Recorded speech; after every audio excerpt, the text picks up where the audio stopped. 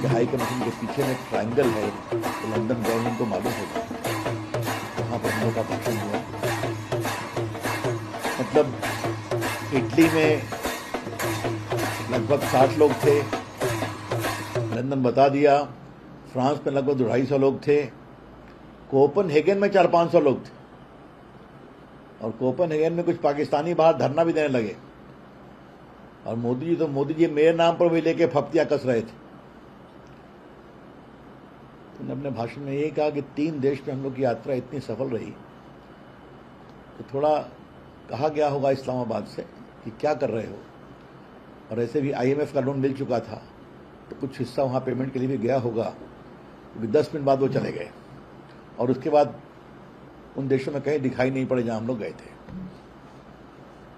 मित्रों, हमने क्या कहा ये कुछ हम बताना चाहेंगे, ये थोड़ा बताना जरूरी है आप लोगों के लिए। हमने भारत पाकिस्तान के ऐतिहासिक परिवेश को रखा। हम दोनों एक ही दिन पैदा हुए, 14 अगस्त को पाकिस्तान, 15 अगस्त को हम आज दुनिया की चौथी बड़ी इकोनॉमी हो गए, तीसरी के रास्ते पर हैं, और वो कटोरा लेके घूम रहे हैं। हमने ये भी बताया कि 4 बार हम कन्वेंशनल युद्ध लड़ चुके हैं। We have fought 4 conventional wars, 48, 65, 71 and Kargil war in 99। इन चारों में हम एग्रेसर कभी नहीं थे, हमने जवाब दिया।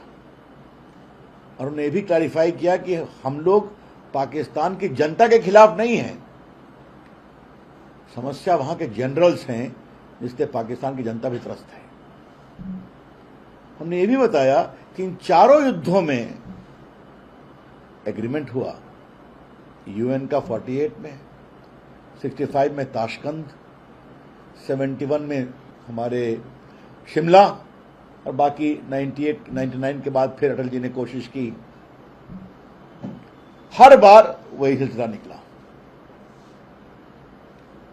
दूसरी बात हमने बताई कि कोई भी राज हो, पाकिस्तान से रिश्ते सुधरें, ये सभी सरकारों ने कोशिश किया है।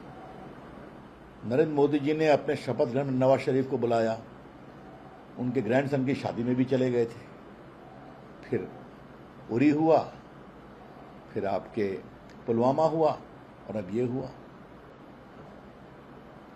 हमने उन लोगों को एक विशेष रूप से बताया कि Pakistan is not only A state in denial, लेकिन पाकिस्तान में मिलिट्री टेररिस्ट नेक्सस जो है, ये बहुत बड़ा डेडली एक्सप्लोसिव कॉम्बिनेशन बना है।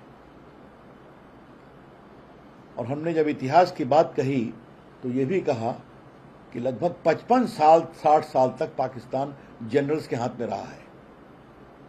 अयूब खान 10 साल, यहिया खान 7.5 साल, जियाउल हक 11 साल, मुशर्रफ 9 साल, और भी देखिए मुनीर साहब कब तक चलते हैं।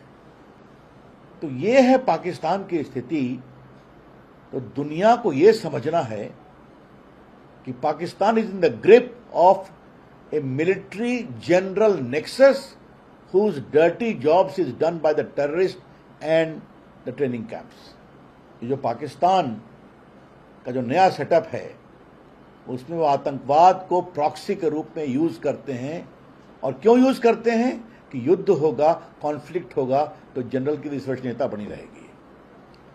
The generals use these terrorists and their camps as the proxy to make themselves relevant। इसलिए कभी शांति नहीं हो पाती है। एक और बात हमने बताई कि भारत में मुंबई हुआ, इससे वो वाकिफ थे। पाकिस्तान पर पार्लियामेंट पर हमला हुआ, दिल्ली में हमला हुआ, कश्मीर में 40,000 लोग मारे गए। हमारे कश्मीर के गुलाम अली भी थे, क्षमा करिएगा, राज्यसभा के मेंबर हैं, वो बहुत अच्छी तर्क देते थे कश्मीर के बारे में। फिर ये लंदन में अटैक हुआ, मेट्रो में, लंदन में किलिंग हुई पार्लियामेंट के सामने। 9/11 न्यूयॉर्क में हुआ, फिर जर्मनी में हुआ, फिर फ्रांस में हुआ, मार्साई में हुआ, पेरिस में हुआ। इन सभी आतंकवादी गतिविधियों में या तो पाकिस्तानी प्रत्यक्ष रूप से इन्वॉल्व हैं या आतंक करने वाला पाकिस्तान के ट्रेनिंग कैंप में ट्रेंड है।